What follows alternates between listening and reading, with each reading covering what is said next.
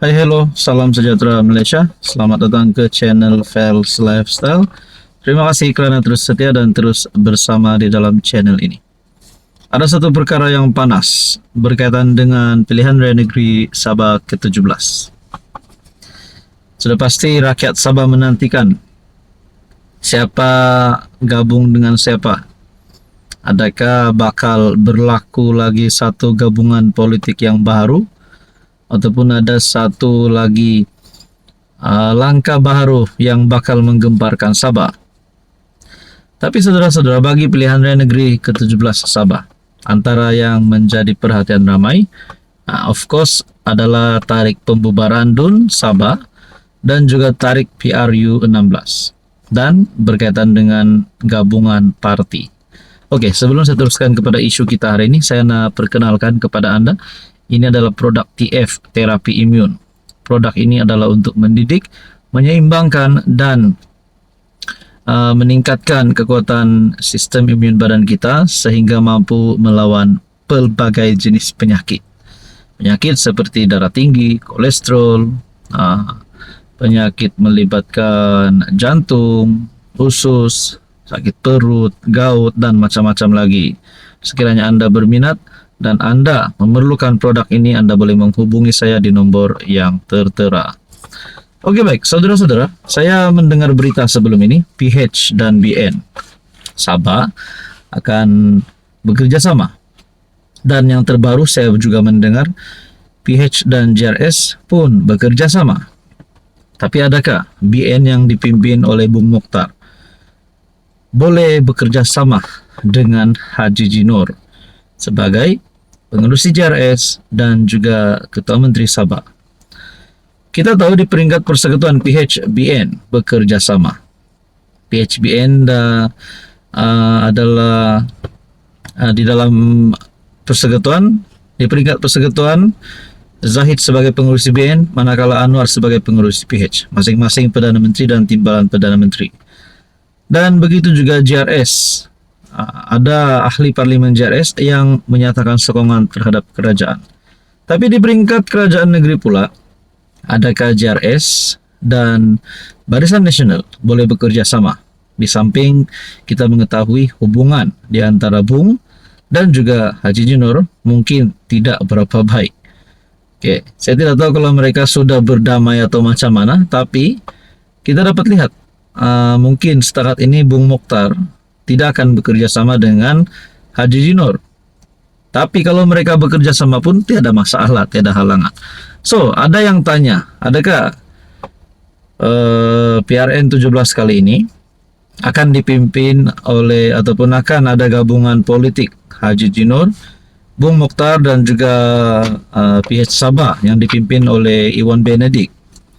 Jadi siapakah calon ketua menteri? Kita belum dengar pula daripada Warisan.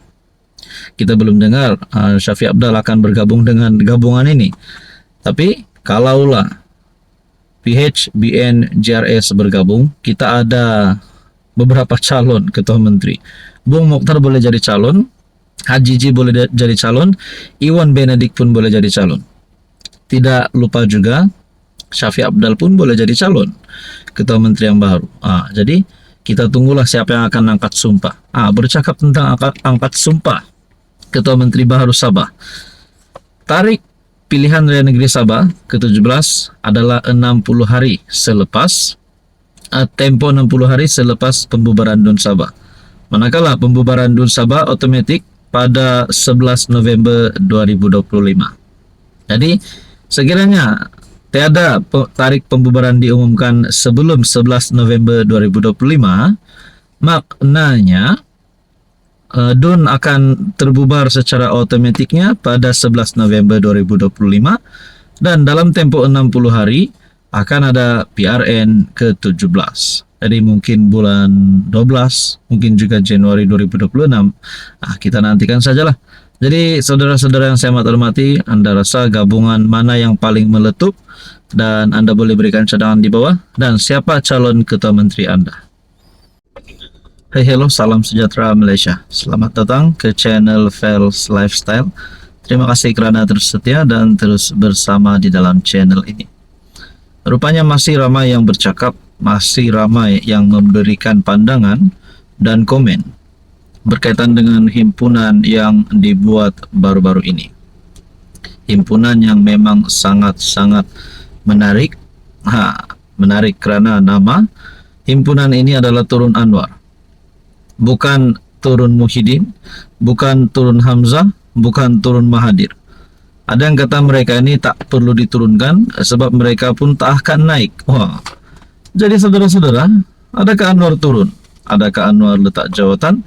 Adakah parlimen bubar? Adakah PM baharu angkat sumpah? Jawapannya adalah tidak. Tapi apa yang dilakukan Anwar Ibrahim sebagai Perdana Menteri? Setelah himpunan Turun Anwar dilaksanakan oleh pembangkang, oleh Perikatan Nasional, rupanya ini yang dilakukan oleh Anwar Ibrahim kepada pembangkang. Anwar menjawab ataupun Anwar beritahu memberi cabaran kepada Hamzah. Memberi cabaran kepada Hamzah Zainuddin untuk bawa usul undi tidak percaya di parlimen. Jadi ini satu gerakan, satu respon padu daripada PMX untuk pembangkang Perikatan Nasional. Tapi sebelum itu saya nak perkenalkan kepada anda produk terapi imun, produk untuk meningkatkan, menyeimbangkan dan mendidik sistem imun badan sehingga mampu melawan pelbagai jenis penyakit. Produk ini adalah untuk menjaga sistem imun badan supaya banyak penyakit dapat dicegah, banyak penyakit dapat dilawan. Contohnya penyakit GERD, gastrik, kolesterol, darah tinggi, kencing manis, diabetes, penyakit melibatkan hati, jantung, paru-paru, bahagian perut, usus, penyakit luar dan macam-macam lagi. So, sekiranya anda memerlukan produk ini dan mempunyai pertanyaan lanjut, anda boleh menghubungi saya di nombor yang tertera. Anwar cabar Hamzah bawa usul undi tak percaya di parlimen. PM mencabar seterunya Ketua Pembangkang Hamzah Zainuddin untuk membawa usul tidak percaya terhadapnya. Menurut Anwar, sudah 3 tahun dia menunggu usul tersebut dibawa di parlimen. Kita terbuka, ini proses yang betul. Nak bawa usul tidak percaya, sila bawa. Dia, Hamzah, kata nak bawa usul. Dah 3 tahun dah, katanya seperti dipetik bernama. Anwar mengulas kenyataan Hamzah semasa himpunan Turun Anwar di KL yang membayangkan pembangkang sedang menimbang untuk membawa usul itu dalam masa terdekat.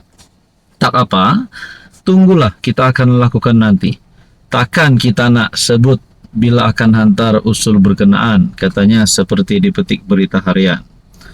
Himpunan Turun Anwar menyaksikan sekurang-kurangnya 25,000 peserta dalam perkongsian ini. Jadi saya tertanya-tanya, saudara-saudara yang amat dihormati, saya tertanya-tanya, adakah Hamzah Zainuddin dan juga Perikatan Nasional Pembangkang akan membawa usul undi tidak percaya terhadap Anwar Ibrahim dalam masa terdekat ini? Dan let's say Anwar kalah. Siapakah yang bakal naik jadi Perdana Menteri? Adakah Hamzah Zainuddin, Muhyiddin Yassin, Hadi Awang, Mahathir? Tapi Mahathir macam mana nak jadi Perdana Menteri kan? Beliau bukan ahli parlimen pun. Sudah kalah teruk pada PRU 15. Jadi Anwar dah cabar apa yang akan dilakukan pembangkang, apa yang dilakukan PN selepas ini. Kita nantikan saja apa tindakan seterusnya. Teruskan bersama di dalam channel ini untuk isu yang lebih panas.